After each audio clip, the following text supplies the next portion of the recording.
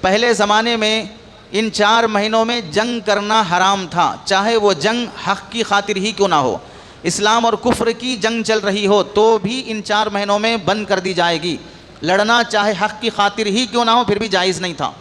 دوسری چیز تھی ان مہینوں کا احترام کی وجہ سے حکم کیا ہوگا، فَلَا تَظْلِمُوا فِيهِنَّ أَنفُسَكُمْ، کہ ان مہینوں میں اپنے آپ پر ظلم نہ کرو۔ 12 مہینے بھی گناہ کرنا حرام ہے، 12 مہینے بھی شراب پینا حرام ہے، 12 مہینے بھی داڑھی نکالنا حرام ہے، 12 مہینے بھی بے پردگی اور عیاشی کرنا حرام ہے۔ کم از کم ان 4 مہینوں کے عزت اور احترام میں گناہ چھوڑ دو۔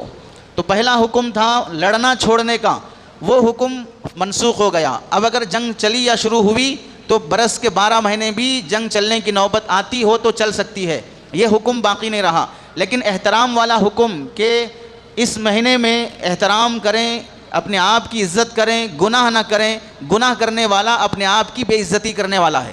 چنانچہ آپ دیکھ لو، اگر کوئی آدمی کرائم کرتا ہے اسے اتنی دیر مزہ تو آتا ہے لیکن دل میں ڈر لگا رہتا ہے کہ پکڑا جاؤں گا خیریت نہیں رہے گی، پکڑا جاؤں گا عزت نہیں رہے گی۔ چنانچہ جتنے لوگ چوری چھپ کر عیاشی کرتے ہیں، گھروں میں زنا کرتے ہیں، زنا کے اڈے چلاتے ہیں، شراب پیتے ہیں، جوا کھیلتے ہیں، یہ سب لوگ کرکٹ کے دنوں میں بیٹنگ لگاتے ہیں، اندر سے ڈر لگا رہتا ہے پولیس آ رہی کیا دیکھو۔ معلوم ہوا بیٹنگ لگاتے ہوئے مزہ تو آ رہا ہے لیکن پولیس کا خوف بھی لگا ہوا ہے۔ بدکاری اور عیاشی کرتے ہوئے دونوں مزہ کرتے ہیں، اس کو پیسہ مل رہا ہے، اس کو لذت مل رہی ہے، لیکن ڈر لگا رہتا ہے کہ پولیس آ رہی کیا دیکھو۔ اگر آ گئی اور پکڑے گئے، گریبان میں ہاتھ ڈال کر کھینچ کر ایسی ذلت سے لے جائیں گے، منہ دکھانے کے قابل نہیں رہیں گے۔ اسی واسطے پولیس کے پیر پکڑ کر کہتے ہیں تھوڑا چہرے پر ماسک پہن لینے کی اجازت دو، دوپٹہ چہرے پر باندھ لیتے ہیں تاکہ میں لوگوں کے سامنے شرمندہ نہ ہو جاؤں۔ تو کیا اللہ فرماتے ہیں فَلَا تَظْلِمُوا فِيهِنَّ أَنفُسَكُمْ، اپنے آپ پہ ظلم مت کرو۔ یہ کرائم کرنا اپنے آپ پر ظلم کرنا ہے۔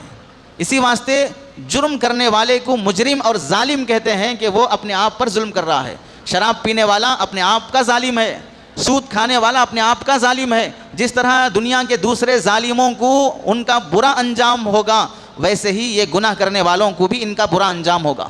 یہاں پر ایک بات یاد رکھ لیں، فَلَا تَظْلِمُوا فِيهِنَّ أَنفُسَكُمْ کے تحت اسلام اور شریعت یہ الگ چیز ہے، انسانی فطرت یہ الگ چیز ہے، دونوں میں بہت بڑا فرق ہے۔ فرق کس لحاظ سے ہے؟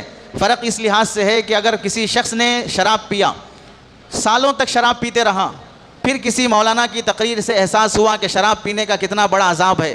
کوئی شخص زنا کا عادی رہا، سالوں لڑکیوں سے عورتوں سے عیاشی کرتے رہا، پھر کسی دن توبہ کی توفیق ملی۔ کوئی شخص جوا کھیلتے اور سود کھاتے رہا، سالوں اس پر زندگی گزار لیا، پھر توبہ کی توفیق نصیب ہوئی۔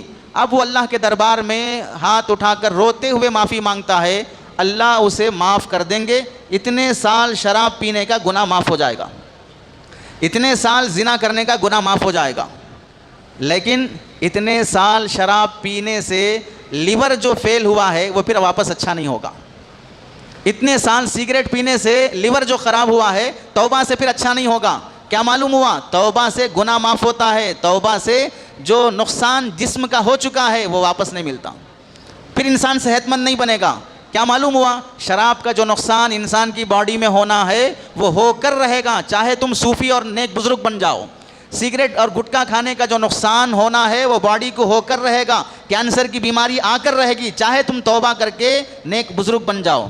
معلوم ہوا شریعت میں تو نرمی ہے، گناہ بخش دیتی ہے شریعت، لیکن فطرت میں نرمی نہیں ہے، جس کا جو اثر ہے وہ اثر ہو کر رہے گا، اس سے چھٹکارا نہیں ملے گا۔